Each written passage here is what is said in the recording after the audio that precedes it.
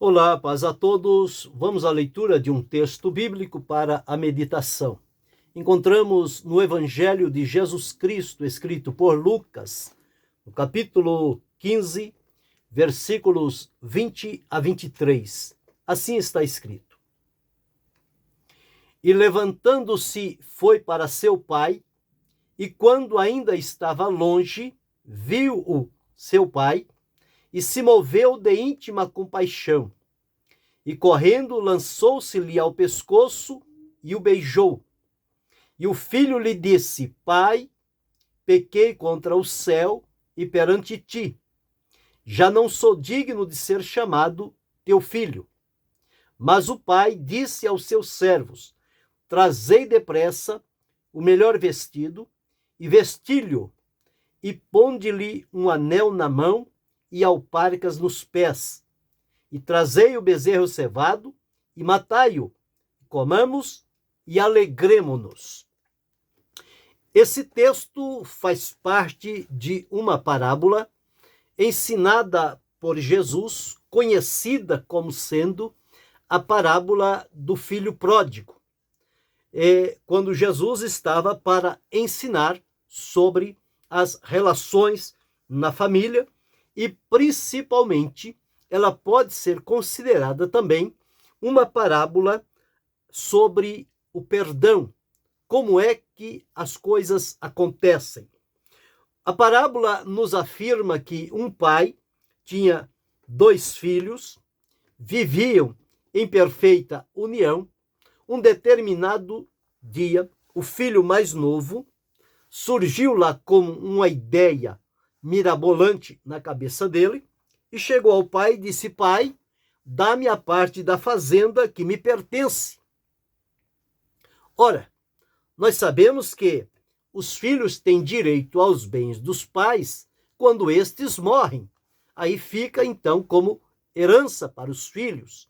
E tudo que o pai tem fica, então, para divisão pelo número de filhos que tem. No entanto, este pai tinha dois filhos, e o mais novo, com o pai em vida, foi até a ele e pediu a sua parte. Não queria esperar a morte do pai chegar para ele desfrutar o que o pai tinha deixado para eles. No entanto, Jesus ensina nesta parábola que ele foi ao pai com esta petição dele. E o pai, então, fez certamente as contas, repartiu a parte que era deste filho mais novo e deu a ele. E este filho, então, já tinha um plano estabelecido que, ao pegar o que o pai lhe desse, ele não ficaria mais, na linguagem popular, um segundo naquela casa. Serviu para ele até ali por tantos anos, por tantas necessidades, mas a partir de agora ele já percebia, sentia-se como que não mais cabendo dentro daquela casa. O desejo dele era sair, era ganhar o mundo, e foi o que ele fez. Poucos dias depois, ele ajuntou tudo, partiu para uma terra longínqua, começou a viver de maneira dissoluta, não estava debaixo dos olhos do pai, e então, longe, sozinho, achou-se na liberdade de viver como queria e fazer o que lhe desse na cabeça. E assim fez. Conquistou amigos, gastou com eles, foi gastando-se, gastando. Quando perdeu tudo o que tinha recebido do pai como herança, não lhe restou mais nada. Começou a ter necessidades, a passar fome, procurou alguém, a pessoa o mandou apacentar porcos, não lhe deu nada, e nem a comida que os porcos comiam ele tinha direito de comer. Então, passou a viver uma situação de extrema miséria, lamentável, e uma grande fome que tomava conta daquela cidade. Num estado como este, em que ele se viu cercado de todos os lados e não encontrou nenhuma saída, nenhuma solução, foi o momento em que Deus pôde tocar naquele coração que estava desviado do bom caminho, e Deus então certamente trouxe à mente e ao coração dele a lembrança dos dias em que ele viveu na casa do pai. E aqui nos afirma o seguinte: e tornando em si, dizia: quantos jornaleiros de meu pai têm abundância de pão e eu aqui pereço de fome. Ele agora caiu em si para entender a infeliz escolha que ele fez de deixar a casa do pai e sair fora. Agora, depois de perder e esbanjar tudo, não tinha mais nada, ninguém lhe aceitava, o que fazer agora? Então veio a lembrança de como ele era na casa do pai. E a lembrança da casa do pai despertou o coração dele para que ele tomasse uma posição, que ele tomasse uma decisão para não continuar naquele estado, porque dali só lhe restava mesmo a morte.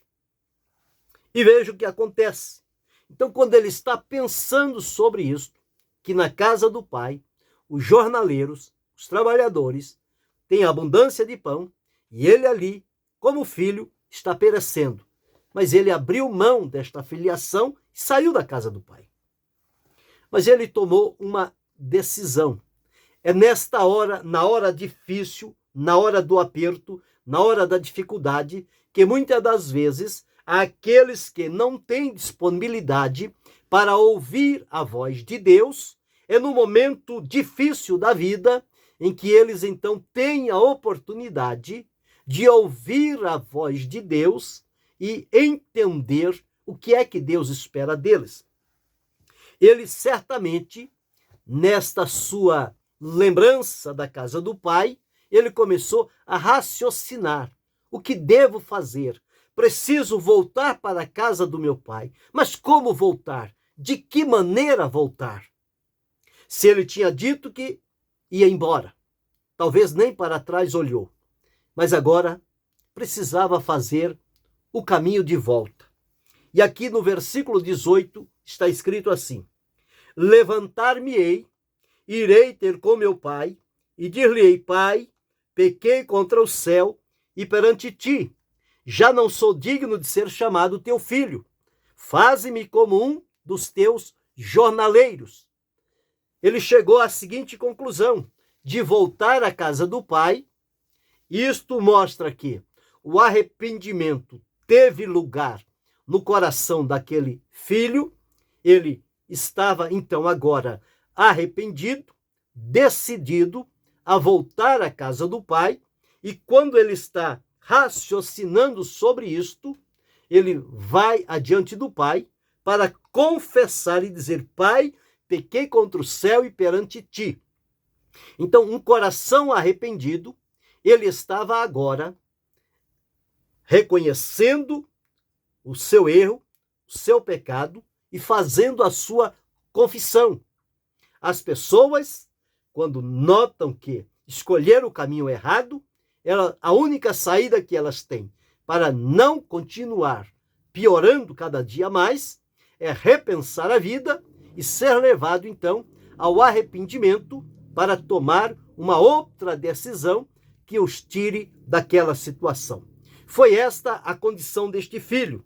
Ele decidiu levantar-se, ir à casa do pai e confessar-se diante do pai. Então, em primeiro lugar, nós vemos aqui um coração arrependido. Arrependido. E quando ele chega diante do pai, então o pai o está esperando, certamente, nunca deixou de esperá-lo, e diz: e levantando-se foi para seu pai. Então, ao levantar-se e ir para o pai, ele foi em busca da misericórdia. A misericórdia fazia com que o coração do pai, um coração amoroso, um coração perdoador, pudesse estar aberto para recebê-lo. Agora, observe que, no seu arrependimento, ele não faz nenhuma exigência ao pai a voltar a colocá-lo na condição de filho.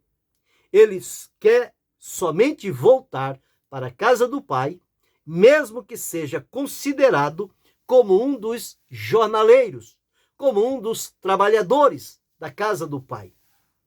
Então esta foi a condição daquele filho. Ele não estava exigindo a restauração da sua filiação, mas pedindo ao pai uma oportunidade para voltar para casa. Então, quando o coração se arrepende, ele toma decisões acertadas. Ele é conduzido por um caminho seguro que certamente vai haver a manifestação da misericórdia de Deus para que então seja-lhe aberta a oportunidade. Este foi o caminho do moço. Ele arrependeu-se e procurou voltar para a casa do pai. Quando ele está vindo na direção da casa do pai, o versículo 20 diz que o pai, quando o filho ainda estava longe, o pai viu o filho, moveu-se de íntima compaixão e correu ao encontro do filho. Ao alcançá-lo e encontrá-lo, diz-nos que lançou-se-lhe ao pescoço e o beijou. Então aqui está a demonstração do pai. O coração do pai é um coração perdoador. E aquele pai, na parábola, representa o nosso Deus. O Deus que é perdoador e que, em resposta ao arrependimento do filho, ele demonstrou algumas coisas que precisamos pontuar. Bem, foi demonstrado que aquele pai, ao filho sair de casa, ele tinha no seu coração a esperança de que o filho um dia haveria de retornar. Esta esperança que o pai tinha nunca se apagou. Todos os dias ele estava esperando a volta daquele filho. Esta é a primeira demonstração de um coração que está aberto para perdoar. Segundo, o pai demonstrou um amor corajoso. Não se deixou levar pela ignorância do filho na sua partida, mas manteve um amor corajoso, pronto para continuar amando e receber o filho de volta. Terceiro, ele representando aqui, no mover da compaixão, no lançar ao pescoço e no beijar do filho, ele estava aqui representando a graça e a misericórdia. São os dois atributos de Deus para a nossa vida, para o momento da salvação. Graça e misericórdia. Graça é favor imerecido. Misericórdia é o perdão concedido. E a palavra afirma que a misericórdia triunfa do juízo. Antes que seja dado a sentença, a misericórdia se mostra favorável. E no coração daquele pai, um coração perdoador, era movido por graça e misericórdia, porque ele moveu-se de íntima compaixão para com o seu filho e foi-lhe ao encontro, lançando, abraçando-o e beijando-o. Ali estava claro para aquele filho que da parte do pai não havia nenhum impedimento para a volta daquele filho, uma vez que o filho já tinha confessado diante do pai o seu arrependimento, reconhecendo o seu erro, o seu pecado diante de Deus e do pai. E o pai, então, com aquele coração cheio de amor, o abraça e o recebe. E o versículo 22 nos afirma, então, que este pai prepara, então, uma grande recepção, faz dela uma celebração, traz o filho, chama os seus servos e diz a eles para trazer o melhor vestido, para vestir o filho, para colocar um anel na mão e alparca nos pés, para trazer o bezerro cevado, matá-lo e fazer uma grande celebração de alegria e de restauração do filho, que que estava morto e reviveu, que estava perdido e foi achado, e que, pelo amor do coração do Pai, a casa lhe estava aberta, nunca lhe esteve fechada. Então, esses dois pontos nós encontramos aqui. Primeiro, o coração arrependido do filho. Segundo, o coração do pai perdoador, pronto para receber, recepcioná-lo e celebrar com alegria a volta do filho. Mas nós temos aqui um outro filho, o filho mais velho, que nós vamos entender aqui que quando ele percebe que o seu irmão retorna, ele não o considera mais como irmão, mas ele vê o som da festa, fica impaciente com aquela situação e fecha-lhe o coração. E chega diante do pai, quando o pai vai dizer ao filho que ele venha para celebrar junto, o filho, ele não quer entrar na casa. Ele acha que aquele irmão não deveria ser perdoado pelo pai. E disse o seguinte, chama os servos e pergunta, o que é isso? Que barulho é esse? Que festa é esta? E os servos, todo alegre, dizem, veio teu irmão e teu pai matou o bezerro porque o recebeu são e salvo. Veja bem, agora ele então se indignou, não queria entrar. Foi preciso que o pai viesse ao encontro dele e procurasse convencê-lo a que ele fizesse parte daquela celebração. E diz aqui, e saindo o pai estava com ele, mas ele respondendo disse, eis que te sirvo há tantos anos, sem nunca transgredir o teu mandamento, e nunca me deste um cabrito para alegrar-me com os meus amigos. Vindo, porém, este teu filho, que desperdiçou a tua fazenda com as meretrizes, mataste-lhe o bezerro cevado. Então, o filho mais velho representa nesta parábola o coração não perdoador. Um coração que não perdoa. É um coração que se endurece diante da circunstância e das decisões que as pessoas tomam e que eles não devem ser perdoados. Fecha-se a oportunidade para as pessoas. Isso está representado neste filho mais velho, um coração que não perdoa. E o pai disse a ele, tu sempre estás comigo, todas as minhas coisas são tuas. Era justo alegrarmos, o teu irmão estava morto, reviveu, tinha se perdido e achou-se. Mas não teve acordo. Ele não quis aceitar aquilo. Então, nesta parábola, nós encontramos aqui 3 tipos de corações com relação ao perdão, visto que é uma parábola sobre o perdão. O coração arrependido, do filho que pecou, do filho que errou, do filho que transgrediu, do filho que abandonou a casa do pai, mas que agora sente-se arrependido, o arrependimento é verdadeiro, ele procura o caminho de volta para a casa do pai, e quando aproxima-se, encontra o pai com um coração grande, um coração perdoador, um coração cheio de amor, de graça e de misericórdia. E ao aproximar-se do pai, o pai o recebe, o pai não leva em conta os seus erros, os seus pecados, uma vez que ele se arrependeu. E o pai então o abraça e faz festa, celebra com ele, com alegria, a sua volta e lhe restaura a condição de filho. Ele volta a ser o filho daquele pai. Nunca deixou de ser filho. E por outro lado, encontramos o irmão mais velho, que é um coração que não perdoa, um coração mau, um coração violento, um coração incrédulo, que diante do arrependimento das pessoas e do perdão e do recebimento de Deus em restaurar aquela vida, este filho mais velho não dá nenhuma oportunidade.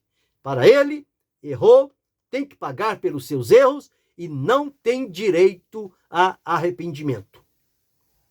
Mas à luz da Escritura, a mensagem de Deus, que ultrapassa, que passa, de Gênesis a Apocalipse, transcorre de Gênesis a Apocalipse, é a mensagem de que o nosso Deus é um Deus de um coração amoroso e perdoador, e de que nós, criados à sua imagem e semelhança, para servi-lo e adorá-lo, com o pecado, fomos destituídos da glória de Deus e passamos a viver em estado de pecado, com as consequências que lhe foram próprias. Mas um dia, o amor de Deus, com graça e misericórdia, nos alcançou através de Jesus, com o plano da salvação.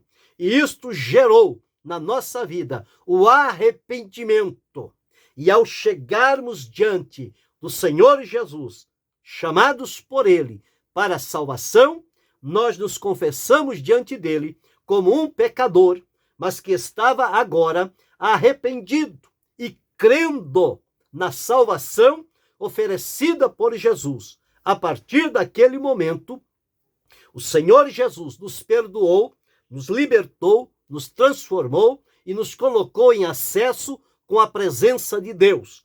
Ao chegar diante de Deus, ele está pleno, com coração perdoador e nos recebe, não como um trabalhador, não como um jornaleiro, mas como seus filhos redimidos através do sacrifício do Senhor Jesus Cristo. No entanto, ao sermos recebidos e salvos por Jesus e recebidos por Deus, o nosso Pai, há muitos que se levantam contra este coração perdoador e acham que, por termos errado, por termos vivido uma vida de pecado, nós não temos direito a sermos perdoados pelo nosso Pai. Mas o exemplo de Deus é que Deus, ele é perdoador. Paulo, escrevendo aos irmãos da igreja de Éfeso, ele deixou bem claro o trabalho de Deus, dizendo o seguinte, capítulo 4, versículo 32, antes, sede uns para com os outros, benignos, misericordiosos, perdoando-vos uns aos outros, como também Deus vos perdoou em Cristo. Então, uma vez que nós fomos perdoados por Cristo, após o arrependimento, nós agora precisamos também receber com alegria aqueles outros que se arrependem, que eles também sejam perdoados e voltem a fazer parte desta família, no sentido espiritual, a família divina, a família que é composta pelos salvos de todas as épocas através do Senhor Jesus Cristo. Este filho que tem um coração endurecido, que não perdoa o irmão que se arrependeu, ele exige vingança. Ele é um coração duro, um coração violento. Então ele exige vingança e ele recusa tudo aquilo quanto o Pai diz que ele tem acesso, porque o Pai perdoou a quem ele, no pensamento limitado dele, acha que não deveria ser perdoado. Mas aqui está este exemplo, uma parábola sobre o perdão.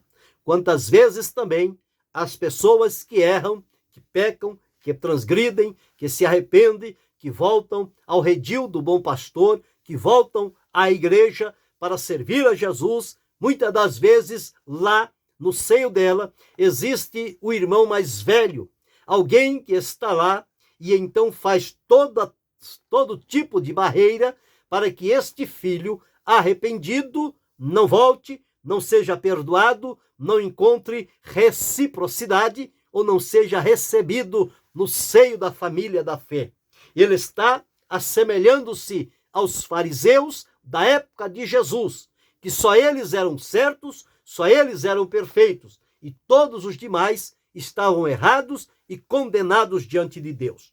Mas pela parábola entendemos, quando houver um coração arrependido, ele terá a receptividade de um Pai maravilhoso, o Pai divino, que ele tem um coração perdoador.